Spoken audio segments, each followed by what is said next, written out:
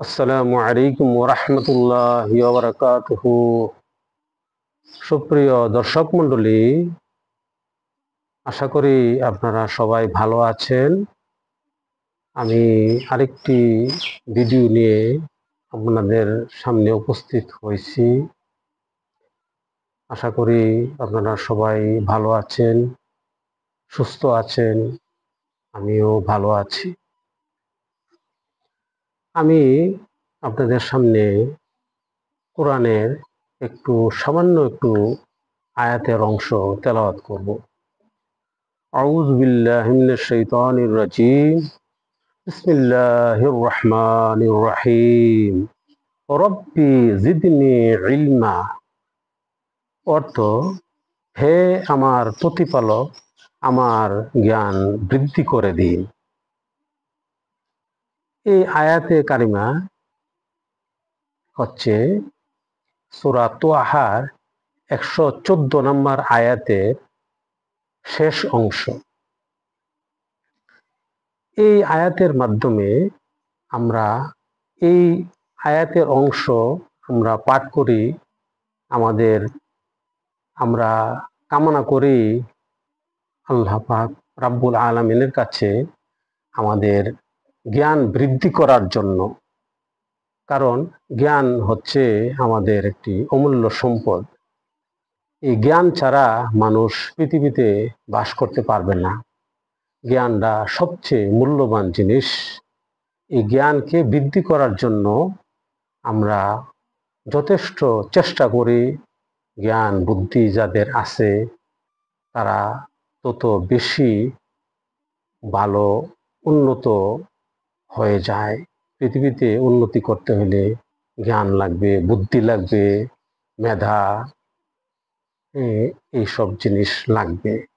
তো আমরা সাধারণত এই এই আয়াত খুব শ্রদ্ধার সাথে এই আয়াত স্মরণ করি। মহান আল্লাহ পাক রাব্বুল আলামিনের এই আয়াত হচ্ছে রব্বি জিদনি ইলমা, হে আমার প্রতিপালক, আমার জ্ঞান বৃদ্ধি করে দিন। মনে করেন এই জ্ঞান যদি একটু ডিফেক্ট থাকে, কোনো সমস্যা থাকে, তাহলে কি হবে, কি আমাদের সমস্যা হবে? আমি একটু উদাহরণ দিয়া বলি। মনে করেন আপনি রাস্তা পারাপার হচ্ছেন। এই অবস্থায় আপনার ব্রেন, আপনার বুদ্ধি, আপনার জ্ঞান বলে দিবে যে গাড়িটা কতটুকু দূরে আছে। এইটুকু আপনার জ্ঞান বুদ্ধি বলে দিবে যে গাড়িটা এইটুকু দূরে আছে।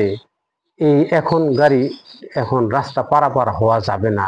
একটু উপেক্ষা করেন, একটু অপেক্ষা করে তারপরে যান। গাড়ির আমার ব্রেনটা, বুদ্ধিটা, জ্ঞানটা বলে দিবে যে এই এখন পারাপার হওয়া যাবে না, আর একটু অপেক্ষা করতে হবে। এই দেখুন কতটুকু এই জ্ঞান, এই রাস্তাটা কিন্তু আমরা মাপি নাই, কিন্তু আমাদের বুদ্ধি, আমাদের জ্ঞানটা এই রাস্তাটা মেপে নিয়েছে, আন্দাজ করেছে যে গাড়িটা 10 হাত দূরে আছে নাকি 5 হাত দূরে আছে।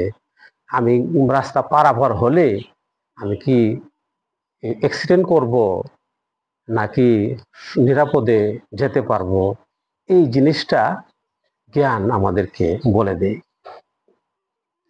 মনে করেন আপনি রাস্তায় যাচ্ছেন একটা জঙ্গলের দিকে, হঠাৎ করে একটা সাপ আসছে। তখন আপনার ব্রেনটা, আপনার বুদ্ধিটা বলে দিবে যে এখন কি করা উচিত।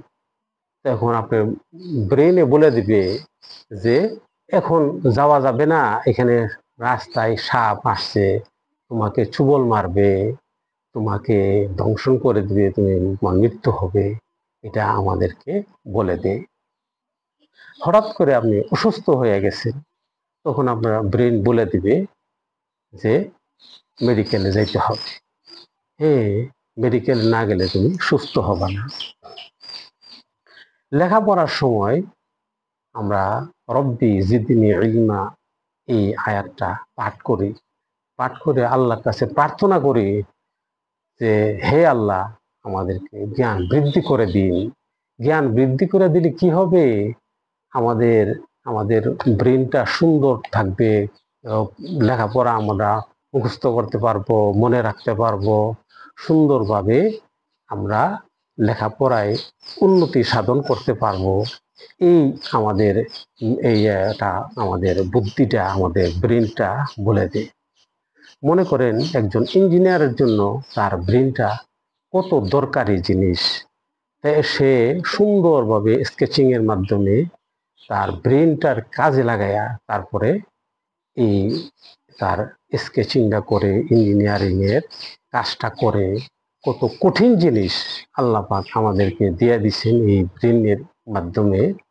এই ব্রেনের মাধ্যমে এই ব্যক্তি সুন্দরভাবে একটা ডিজাইন তৈরি করে দিয়েছেন। তো এটা আমরা দেখে যে আমরা খুব অবাক হই যে এইটা কিভাবে, আমরা তো সাধারণ মানুষ আমরা করতে পারবো না, ইঞ্জিনিয়ারের মাধ্যমে এটা আইয়া। মনে করেন একজন ডাক্তার এই ক্যান্সারের রুগীর অপারেশন, ক্যান্সারের অংশটা উনি সুন্দরভাবে কেটে সুন্দরভাবে এটা ফেলে দিয়ে ওই জায়গাটার মধ্যে ব্যান্ডেজ করে সুন্দরভাবে উনি চিকিৎসা করে দেন। আপনার সমস্ত দেহটাকে সে পরিচালনা করে। সেটা কিরকম? মনে করেন আপনার এই পায়ের মধ্যে একটা পিঁপড়া কামড় দিছে, তখন আপনার ব্রেনটা বলে দেয় যে অমুক জায়গার মধ্যে আমাকে একটা পিঁপড়া কামড়াইছে, বা একটা এরকম একটা আপনি ব্যথা পাইছেন। এই ব্রেনটা বলে দেন, তখন হাতের মাধ্যমে হাতটা দিয়ে আপনি এখানে বলে দেয়, আপনি চোখে দেখেন নাই, আপনার ব্রেনে বলে দেয় যে এইখানে এইরকম জায়গার মধ্যে এইরকম জিনিস কামড়াইছে। তো ব্রেনটা কত উত্তম জিনিস আমাদের জন্য।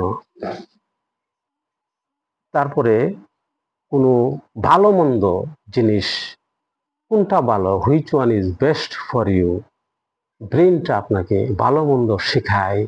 কোন জিনিসটা ভালো, কোন জিনিসটা মন্দ আপনাকে সুন্দরভাবে ইন্ডিকেট করে দেয় যে এই কাজটা ভালো, which one is best for you. তখন আমরা সুন্দরভাবে ওই কাজে ধাবিত হই, যে এই ব্রেনে ভালো মন্দ এই জিনিসটা আমাদেরকে সুন্দরভাবে চিনাইয়া দেয়।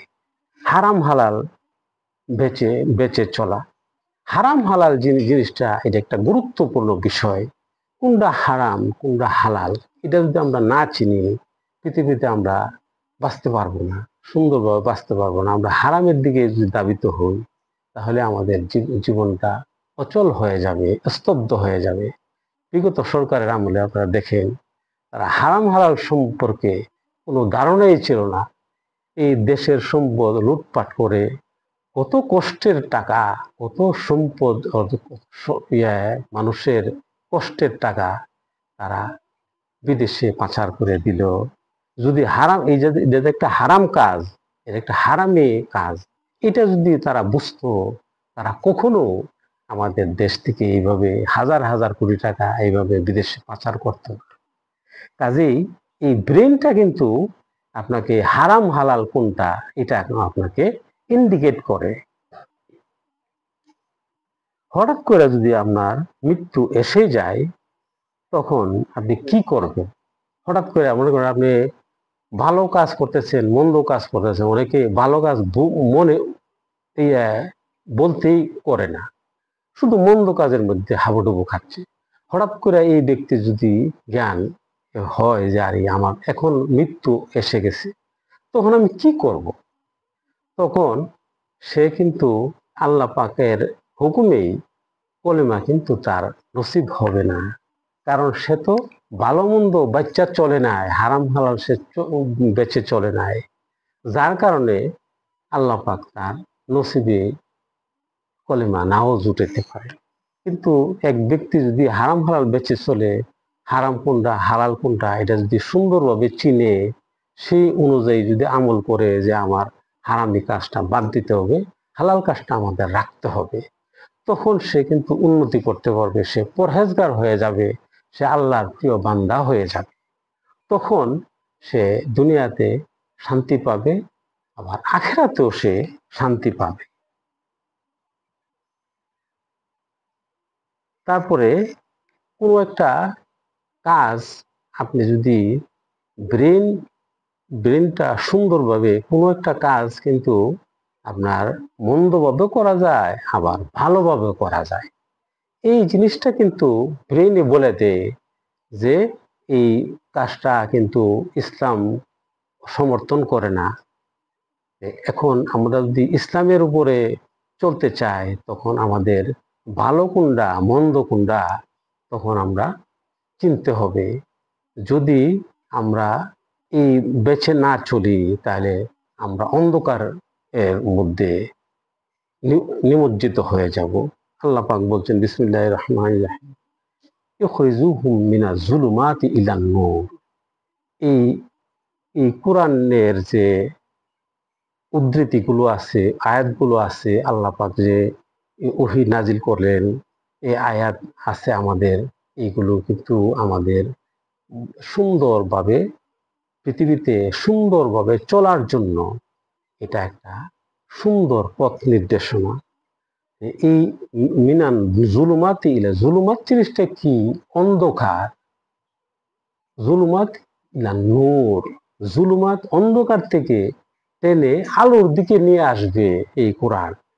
এই কারণে আমাদের কোরআন বুঝে পড়া, কোরআনের ওই হক হালাল ভাবে সুন্দরভাবে চলা, কোনটা হারাম কোনটা হালাল সেইভাবে আমাদের চলতে হবে।